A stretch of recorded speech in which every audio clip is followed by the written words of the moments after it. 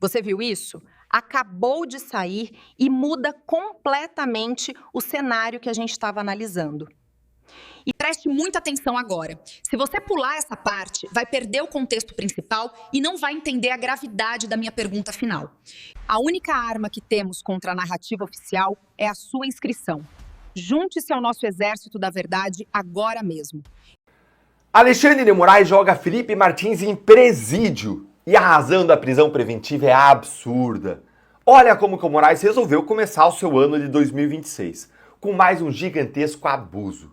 Felipe Martins acaba de ser preso pela Polícia Federal com base em uma ordem de prisão preventiva de Moraes.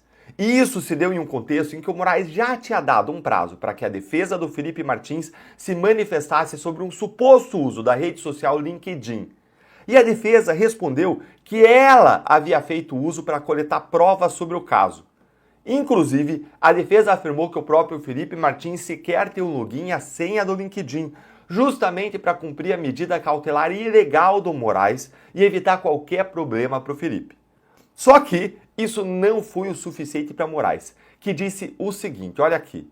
Efetivamente, não há dúvidas de que houve o descumprimento da medida cautelar imposta, uma vez que a própria defesa reconhece o uso da rede social, não havendo qualquer pertinência da alegação defensiva no sentido de que as redes sociais foram usadas para preservar, organizar e auditar elementos informativos pretéritos relevantes ao exercício da ampla defesa. Gente, então veja que o Moraes ele desconsiderou aqui duas coisas.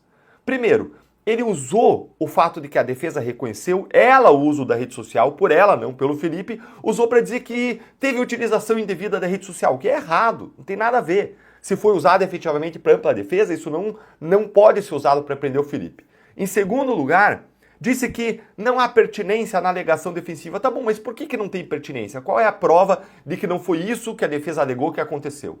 E mais importante, gente, comprovadamente não houve nenhum post do Felipe, nenhum ato comunicacional. Ele não expressou seu pensamento na rede social, que é o que o Moraes queria proibir de fato na decisão. Não houve violação disso.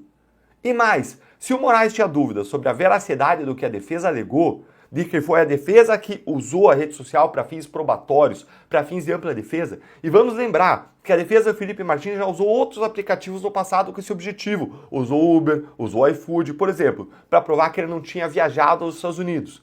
Então, se o Moraes tinha alguma dúvida disso, o Moraes pode checar de onde que aconteceu o acesso à rede social LinkedIn. Eu fiz isso várias vezes com o Procurador da República pedindo esses acessos para a Justiça. É só pedir para a Justiça determinar para a rede social que informe os logs IPs de acesso.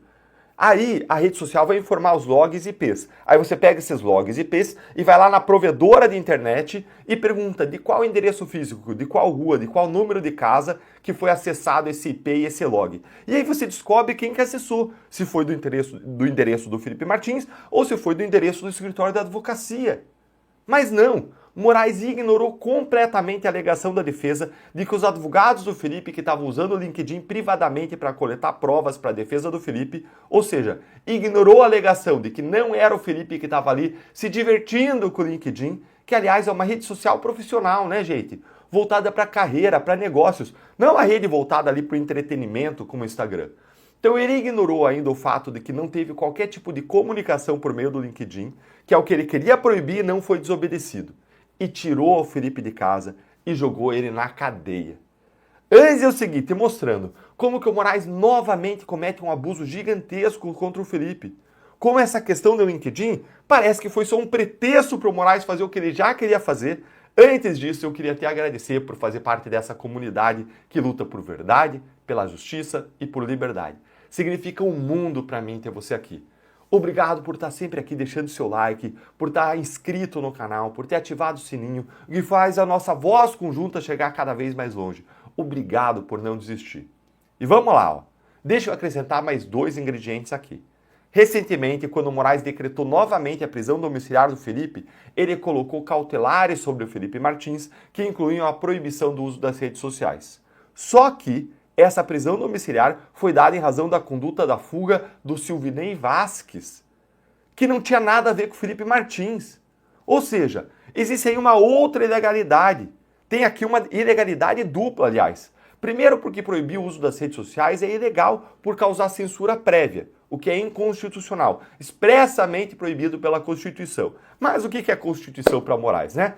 Em segundo lugar, porque essa prisão domiciliar do Felipe, ela foi tomada com base na conduta de terceiros, o que também viola o princípio constitucional da intranscendência da pena, ou seja, de que a pena não vai passar da conduta do réu, de que cada um só responde pelo que ele fez. Mas vejam vocês que interessante. Moraes obteve a informação desse suposto aí uso do LinkedIn pelo Felipe Martins por meio de um e-mail enviado ao gabinete de Moraes por um usuário aleatório do LinkedIn. Não teve investigação da Polícia Federal, não teve investigação do Ministério Público, não teve perícia, não teve informação da provedora de internet confirmando nada. Agora, isso pode ser feito para prender o Felipe Martins, né? Mas aí, quando se trata do próprio Moraes sendo investigado, aí o PGR afirmou que não deveria investigar o Moraes pelas acusações que a Malu Gaspar fez contra o ministro de que ele tinha pressionado o Banco Central em favor do Banco Master, porque o que se tinha era informação pela imprensa, não tinha nada comprovado. Gente, parece que o Moraes aceita qualquer coisa contra os seus adversários. Ó, se você chegar lá com um papel de pão escrito lá Bolsonaro, ele vai prender todo mundo. Mas quando é contra ele mesmo, o Moraes, aí o PGE achou que a jornalista tinha que chegar lá com um dossiê, com fartas provas, para que fosse minimamente investigado o caso. Então, para concluir, vejam só. Não tem provas de que o Felipe usou o LinkedIn.